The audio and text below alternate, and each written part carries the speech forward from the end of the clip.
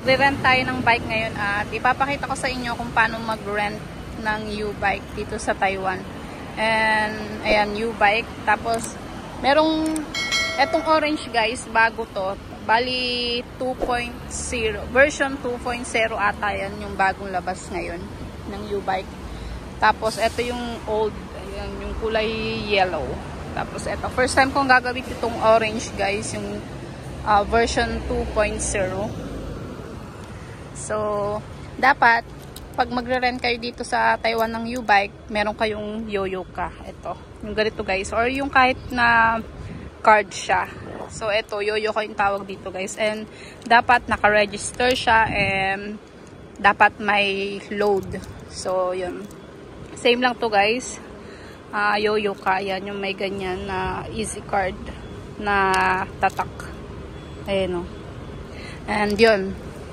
Siyempre, pag re-rent kayo ng U-bike, dapat i-check nyo muna yung gulong, kung flat ba siya or what, and then yung preno, yung upuan, ganyan, para, diba, safe.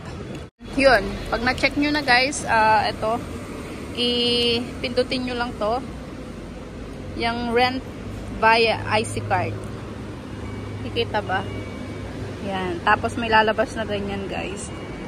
And ita-type yun o, meron siyang nakalagay na battery kung ilang percent na guys. Tapos ayan, itatap natin tong ating Yoyoka dito. Tap the IC card and searching, sabi niya din.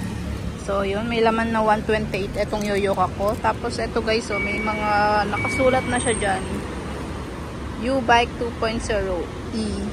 And ayan, may mga nakasulat siya guys dyan. Hindi ko maintindihan. Yan.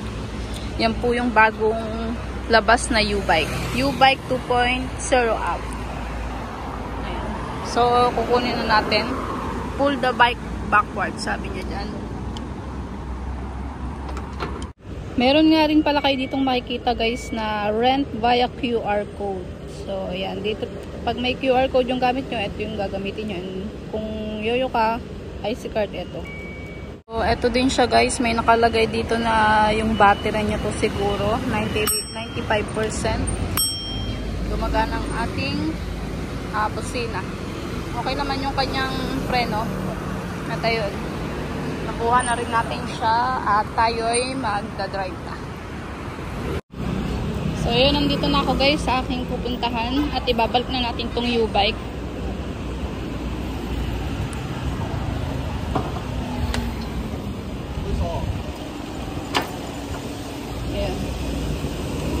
Itong U-bike nga pala guys, kahit saang istasyon, pwede mo siyang ibalik. And ayan, may nakalagay dyan na please empty the basket before you leave. And then itatap uli natin tong ating Yoyoka. Charge is 20. Mas mahal pala to guys. Kasi pag sa yellow, pag wala pang 30 minutes guys, walang bayad, yung libre. Eh, ang lapit lang nung inano ko, ang lapit lang nung binike ko. Siguro wala pang 5 minutes.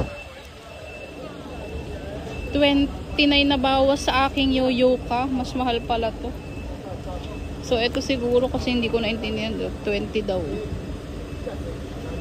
Sa yellow na ginagamit ko dati, yung old na version, is pag 30 minutes, libre pa. Pag lagpas 30 minutes na may bayad na. Pero hindi 20 NT dollars. Mga 5 lang or 10, ganun. So, mahal pala tong bagong U-bike na to. Oh, so, at least na-try natin. At yung yung experience ko sa U-bike na to na orange is smooth lang siya. Masarap i-bike. Tapos, parang electric bike na siya guys. Kasi, bumibilis siya. Iba yung pag pinidala mo siya ng parang electric bike na ganun. So, ayun. So, na-share ko lang guys sa mga nandito sa Taiwan na yun. Mahal pala ng bayad dito sa bagong U-bike. Yung orange. Wala pang 5 minutes ako nag-bike. 20 NT dollars na. Grabe So, okay lang at least na-experience natin. At least alam na natin, diba? Dito na lang itong aking vlog guys. Sa mga hindi pa nakasubscribe, please subscribe. Pa-click nyo na rin po ang notification bell para ma-update kayo sa mga video na ina-upload ko. Thank you guys. God bless. See you on my next vlog. Bye!